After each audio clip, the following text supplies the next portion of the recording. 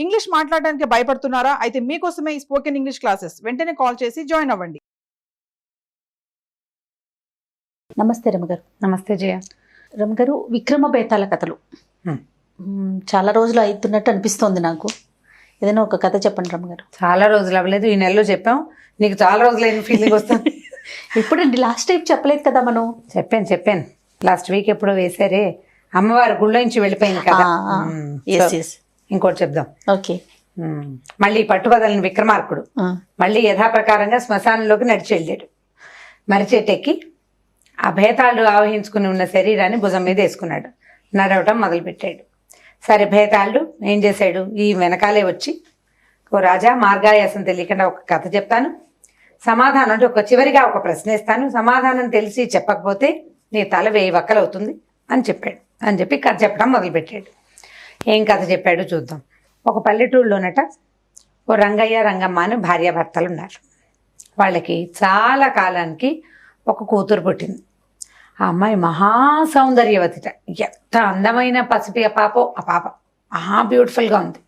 అంత అందంగా ఉన్న పిల్లకి అత్యద్భుతమైన పేరు పెట్టాలని ఆ ఊళ్ళో ఉన్న పురోహితుడు సరస్వతీ దేవల్య ఉంది, మెరిసిపోతోంది పిల్లని, వీణాధరి అని పెట్టేట పేరు.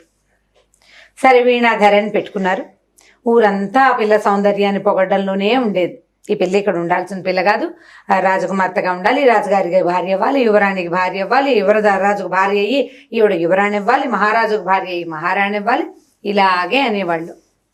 మామూలు బట్టల్లో కూడా ఎంత మెరిసిపోతుందో, ఇది రాణి బట్టల్లో ఎంత బాగుంటుందో అలా అనేవాళ్ళు. ఇలాగా ఆ అమ్మాయి తన సౌందర్యం పట్ల ప్రగాఢమైన విశ్వాసంతో పెరిగింది. అయితే ఈ రంగయ్య రంగమ్మలకి ఓ రామయ్య సీతమ్మ భార్యాభర్త ఫ్రెండ్స్ ఉన్నారు. వాళ్ళకి శివుడని ఒక కుర్రాడున్నాడు, కొడుకు. వాడు మంచి బలశాలి, చక్కగా రైతు, బాగా అన్ని పనులు చేయవచ్చు. వాడికి వీళ్ళు చిన్నప్పుడు ఏమనుకునేవాళ్ళు అంటే, మా పిల్లని మీ పిల్లాడికి చేసుకోండి అని నవ్వుతూ మాట్లాడుకునేవాళ్ళు ఫ్రెండ్స్. ఈ కుర్రాడు, ఈ పిల్ల కూడా అందగత్తే కదా, ఆ అబ్బాయికి ఈ అమ్మాయిని పెళ్లి చేసుకోవాలని ఉండేది. ఒకరోజు వీణా నువ్వంటే నాకెంతో ఇష్టం, నన్ను పెళ్లి చేసుకో, మనం పెళ్లి చేసుకుందాం అని అడిగాడు. ఆ అమ్మాయి ఒప్పుకోలే. నేను మహారాణి యోగం ఉందని అందరూ చెప్తున్నారు ప్రతి వాళ్ళు, నాకు నువ్వు నా మీద ఆశ పెట్టుకోవద్దు అని చెప్పేసరికల్లా ఏమైంది, ఇంకా అతను ఏమంటాడు, ఆ అమ్మాయికి మహారాణి అయిపోవాలని ఉంది, కాదు నేను నన్ను చేసుకోవాల్సిందేనని అనలేకపోయాడు. వాళ్ళ అమ్మ నాన్న కూడా ఆ పిల్ల ఏదంటే అది చేస్తారు వాళ్ళు. పిల్ల లేక పుట్టింది, మహాసౌందర్యవతి. దాంతో సరే ఈ అమ్మాయి ఏమనుకుందంటే, రేపు నాటికి ఏ మహారాజైనా నన్ను వరించి వస్తే నేను ఇలా పల్లెటూరు రకంగా ఉంటే ఎట్లాగా, మహారాణులు మహారాజుల భార్యలు కూతుళ్ళు కోడళ్ళు ఎలా ప్రవర్తిస్తారో తెలుసుకోవాలి అంటే మనం వెళ్ళి అంతఃపురంలో ఉండాలి అని ఆలోచించుకుని, తన స్నేహితురాలు ఆ ఊళ్ళో ఉన్న ఒక అమ్మాయి అంతఃపురంలో పనిచేసేది. ఆ అమ్మాయి ద్వారా ఆ రాణిగారి ఇంట్లో పనికి కుదురుకుంది. రాణిగారి వెనకాల వింజామర చిలికెత్తగా ఉండేది. పిల్ల అందంగా ఉంది కదా, సౌందర్యవతుల్ని వాళ్ళని వీళ్ళు మెయింటైన్ చేసేవాళ్ళు. రాజకొలువులో ఉండే వాళ్ళందరూ చక్కగా ఉండే అమ్మాయిలు చక్కగా చిలకల్లా తయారయ్యి రాణిగారి పక్కన ఉండటం, రాణిగారికి సహాయంగా ఉండటం. ఈ పిల్ల ఇంత అందగా తవ్వడంతో దానికి పెద్ద పనులు ఏం లేవు. రాణిగారి వెనకాల ఆవిడ చిలకెత్తగా తిరుగుతూ ఉంటమే. అయితే ఏమైందట, ఒకరోజు ఒక చిత్రకారుడు ఒక మంచి బొమ్మ గీసి పట్టుకొచ్చాడు. ఒక సూర్యాస్తమయం గురించి. సూర్యాస్తమయం అంటే సాయంకాలం సూర్యుడు కుంకేటప్పుడు ఇట్లా కొండలు, పక్షులు ఎగరటాలు అవన్నీ చాలా అందంగా చిత్రీకరించాడు. ఆ చిత్రపటం పట్టుకొచ్చాడు, మీకోసం తెచ్చానండి అని. ఈ అమ్మాయి చేతికి అందిస్తే ఈ వీణాధరి పట్టుకెళ్ళి రాణిగారికి ఇచ్చింది. రాణిగారు చూసి, అబ్బా ఎంతో బాగుంది, చాలా బాగుందని అని 1000 నాణ్యాలు ఇతనికి బహుమతిగా ఇవ్వండి అంది. 1000 నాణ్యాలు ఇచ్చారు. ఈ వీణని అడిగింది ఆవిడ, ఏమే వీణ బాగుందా చిత్రపటం అంటే, ఏముంది రోజు సాయంకాలం చూసే సూర్యుడు, ఇదో బొమ్మ, దీనికి 1000 రూపాయలు ఇవ్వటమా, దీనికి 1000 రూపాయలు కొనటం ఎందుకండి దీన్ని అనేసరికల్లా ఆవిడ రాణిగారు అంది, కాదే, అందమైన కళ్ళుంటే కాదు, అందాన్ని చూసే కళాత్మకమైన దృష్టి ఉండాలి, ఒకటి నీకు లేదది. అండ్ రెండోది ఏంటంటే, ఇప్పుడు నా స్థాయికి నేను 10 రూపాయలు ఇస్తానని ఇది కొనుక్కోవచ్చా, ఈ చిత్రపటం నా స్థాయిని బట్టి కదా నేను ఇవ్వాల్సింది అని ఆవిడ నవ్వింది. స్థాయి ప్రకారం ప్రవర్తించడం అర్థం చేసుకోవాలి వీణా నువ్వు అంత. సరే, కొన్నాళ్ళు గడిచింది. ఒకరోజు ఏమైంది, రాజు రాణి ఇద్దరు ఉన్నారు. ఈ అమ్మాయి చిలకెత్తి ఈ అమ్మాయి వింజామరి వీస్తుంటే ఏమైంది, శత్రురాజులు వచ్చారని, శత్రురాజు సైనికులు కొంతమంది మన వీటిని ఏమంటారు పొలిమేరల మీద దండు విడిచేశారని, వాళ్ళు వచ్చేసారని అక్కడ ఏదో చాలా రగడవుతోందని క్రమంగా అంతఃపురాన్ని సమీపిస్తారని వార్త వచ్చింది. ఈ అమ్మాయి భయంతో బిగుసిపోయింది. ఆ వింజామరి వేచడం మానేసి అట్లా బిగుసిపోయి చూస్తోంది. భయం వేసేసింది. శత్రురాజులు సైనికులు వచ్చారంటే ఊళ్ళోకి వస్తే ఎంత ప్రమాదం. రాజుగారు ఏం కంగారు లేదని ఏం చేశాడు, గబగబా వాళ్ళకి వీళ్ళకి అందరికీ ఆజ్ఞలు ఇచ్చి వెనక్కి తిరిగి చూసి ఏమన్నాడు, ఇట్లాగా రాణిగారి చిలికత్తలు వాళ్ళే భయపడితే ఎట్లా, రాచకొలువులో ఉండే వాళ్ళకి స్ట్రాంగ్గా ఉండాలి, మనసు ధైర్యంగా ఉండాలి. ఇలా కొలువుల్లో రాచకొలువుల్లో ఉండే వాళ్ళకే పిరికిగా ఉంటే మామూలు ప్రజలు ఏమంటారు, మామూలు ప్రజలు ఎంత భయపడతారు, భయాలు గీయాలు పనికిరావు, రాచరికంలో ఉండేవాళ్ళు ధైర్య సాహసాలతో ఉండాలి అని ఆ అమ్మాయిని కేకలేశాడు. మళ్ళీ వింజామర వీస్తోంది కానీ తన చేతులు నిండిపోతున్నాయి భయంతో. సరే కొంతకాలం మళ్ళీ ఇలా గడిచింది. ఆ అమ్మాయి ఇక్కడ ఉండే పద్ధతులన్నీ నేర్చుకుంటోంది. సరే ఏమైంది, రాణిగారు ఒకరోజు ఎక్కడికో బయలుదేరారు. ఈ అమ్మాయిని కూడా రమ్మన్నారు. కొంతమంది చిలకత్తెలు తీసుకెళ్తుంటే కాదండి నాకు తలనొప్పి, వీపు నొప్పి, కాలు నొప్పి ఏదో చెప్పి ఉండిపోయింది. ఆ అమ్మాయి కోరిక ఏంటంటే రాణిగారి అలంకారాలన్నీ తను అలంకరించుకుని అద్దంలో చూసుకుని సంతోషించాలని కోరిక. రాణిగారు ఊళ్ళో ఉండగా అది కుదరదు. చుట్టుపక్కల పెద్ద చిలికెత్తలందరూ ఉండగా కుదరదు. తనకంటే చిన్న వాళ్ళు ఉన్నారనుకో, వాళ్ళు సరదా పడతారు, చూసినా ఎవరికి చెప్పరు. సాటి వాళ్ళు ఉంటే ఏమంటారు, ఈ పని చేయకూడదు అని కేకలేస్తారు, తప్పంటారు కదా. అందుకని వాళ్ళందరూ వెళ్ళిపోవటం కోసం నేను రాను, తలనొప్పి మెడనొప్పి చెప్పింది. రాణిగారు ఆవిడ తాలూకు ప్రధాన చిలికెత్తల వ్యవహారం అంతా వెళ్ళిపోయి ఈ వీణకి ఏం చెప్పారు, చిన్న పొన్న జనం ఉన్నారు, కాస్త అంతఃపురాన్ని చూసుకో, పడుకుంటే పడుకో, మాత్ర వేసుకో, రెస్ట్ తీసుకోమన్నారు. అమ్మాయి ఏం చేసింది, చక్కగా రాణిగారి వస్త్రాలన్నీ తీసి చక్కగా అలంకరించుకుంది. అద్దంలో చూసుకుంటూ ఉంటే చటుక్కున ఒక కుర్రాడు వచ్చాడు లోపలికి. రాణిగారి అబ్బాయి.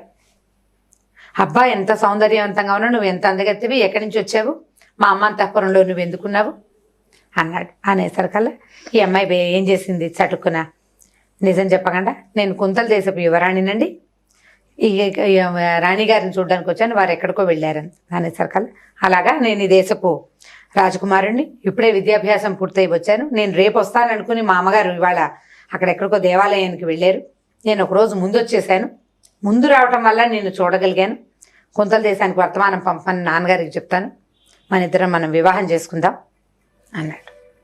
అనేసరికల్లా ఈ అమ్మాయి ఏం చేసిన ఒక క్షణం ఆలోచించుకుని, కాదండి మీకు ఒక విషయం చెప్పాలి, నేను యువరాణిని అనుకుని మీరు నన్ను పెళ్లి చేసుకుంటానంటున్నారు, ఒకవేళ నేను మిమ్మల్ని చేసుకోనని చెప్పాను అనుకోండి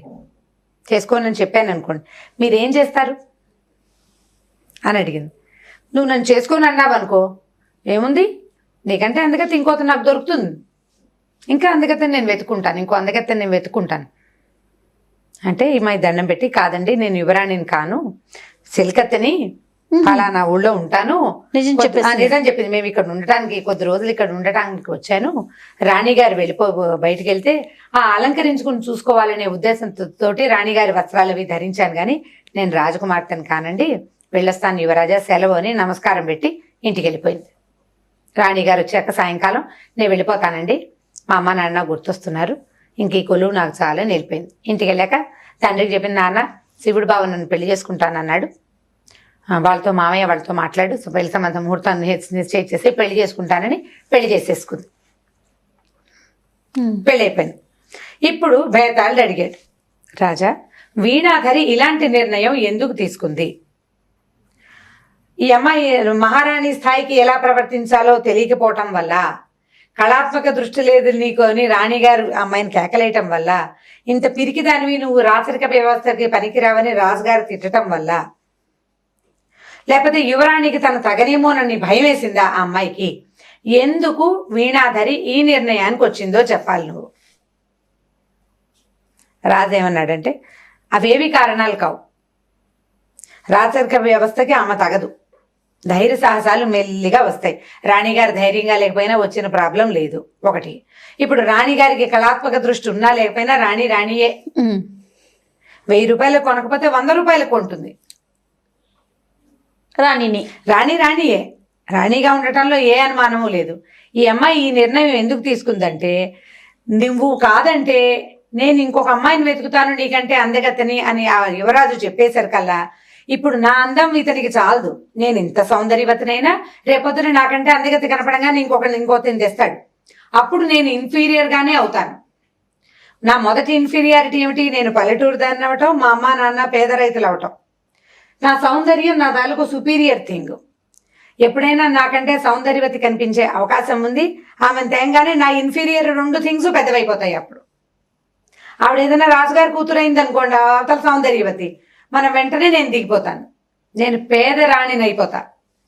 కాబట్టి ఈ ఇన్ఫీరియర్ థింగ్ కంటే నన్ను ప్రేమించి నన్నే రాణిలాగా చూసుకునేవాడు ఒకడుంటే వాడి జీవితంలో ఇంకో స్త్రీ వైపు చూడు శివుడు. స్త్రీకి కావాల్సిందేంటి? సౌందర్యము, మెచ్చుకోవడంతో పాటు తనే తన ఇంటికి క్వీన్గా ఉండటం. సెకండరీ క్వీన్గా ఉండాలని ఏ స్త్రీ భావించదు. ఆ అమ్మాయి ఇది ఆలోచించుకుంది. యువరాజు చెప్పాడు, కాదు మీ అమ్మ నాన్నని అడిగి ఒప్పిస్తాను ఇలాంటి పనులా, నువ్వే నాకు నచ్చావు ఒప్పుకో అనలా. అనకుండా నీకంటే అందుకని ఇంకోటి నాకు దొరుకుతుంది అన్నాడు. ఆ పాసిబిలిటీ ఎలాగో ఉంది. ఎందుకు ఆ ఇన్ఫీరియర్ థింగ్స్లోకి వెళ్తాం? అందుకని వీణాధర్ ఏం చేసింది, చక్కగా ఇంటికి వెళ్ళి అమ్మా నాన్న చెప్పినట్టుగా బుద్ధిగా పెళ్లి చేసుకుంది. జీవితాంతకాలం ఆ అమ్మాయి గృహ సామ్రాజ్యానికి ఆవిడే మహారాణిగా ఉంది. సూపర్ అని చెప్పాడు. చెప్పంగానే బేతాళుడు ఏమన్నాడు, చాలా అద్భుతంగా చెప్పావు. మానవ మనస్సులని, మానవ జీవితాలని, వాళ్ళ తాలూకు మనస్తత్వాల్ని నీ అంత బాగా విశ్లేషణ చేసేవాడిని నేను చూడలేదు ఎక్కడ. నీ విశ్లేషణకి నా జోహార్లు. కానీ నువ్వు మౌనభంగం చేసావు రాజా, వెళ్ళొస్తానని శవంతో సహా బేతాళుడు మళ్ళీ ఎగిరిపోయి చెట్టెక్కేసాడు. మళ్ళీ ఏం చేశాడు, పట్టువదల విక్రమార్కుడు నేను తిరిగాడు. కథ కంచికి మనం ఇంటికి. కానీ భలే ఉంటాయి రమ్మగారు విక్రమార్కుడు స్టోరీలు. అందుకే మీరు ఎప్పుడు చెప్పినా కూడా విన్నా మళ్ళీ వినలేదు అనిపిస్తుంది నాకు. చాలా బాగుందండి. ఇంకొక స్టోరీతో మళ్ళీ కలుద్దాం తప్పకుండా చేయం. ఇక ఈ వీడియో కనుక మీకు నచ్చినట్లయితే లైక్ చేయండి, షేర్ చేయండి. మరిన్ని వీడియోస్ కోసం మా ఛానల్ని సబ్స్క్రైబ్ చేసుకోండి.